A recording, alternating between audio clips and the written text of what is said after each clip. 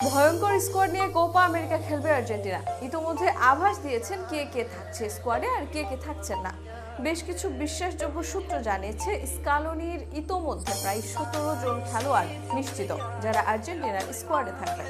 তবে বাকি 6-7 জন এখনো নজরে আছেন, যারা নিজের পারফরমেন্স দিয়ে স্কোয়াডে যুক্ত হতে পারবেন। কারা আছে স্কালোনির ভাবনায়, কোন দল নিয়ে কোপা আমেরিকা খেলতে যাবে আর্জেন্টিনা, তাদের বিস্তারিত থাকছে প্রতিবেদনে।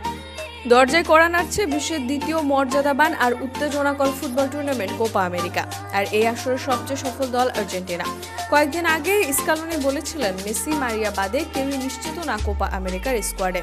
কিন্তু কিছু নির্ভরযোগ্য সূত্র স্কালোনির বরাত দিয়ে বলছেন প্রায় 16 জন ফুটবলার ইতোমধ্যে নিশ্চিত কোপা আমেরিকার স্কোয়াডে।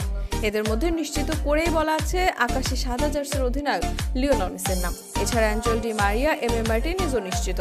তাছাড়া গোলকিপারদের মধ্যে Franco Armani, wing back Nahuel Molina, centre back Cristiano Romero, Nicolas Otamendi নিশ্চিত এই স্কোয়াডে। তাছাড়া ডিফেন্সে নিকো টাগলিফিকো, মিডফিল্ডে Rodrigo De Paul, Leonardo Paredes, Giovani Lo সেলসোর পাশাপাশি আলেক্সিস ম্যাক আলিস্টার, এনজো ফার্নান্দেজও নিশ্চিত কোপা আমেরিকার স্কোয়াডে।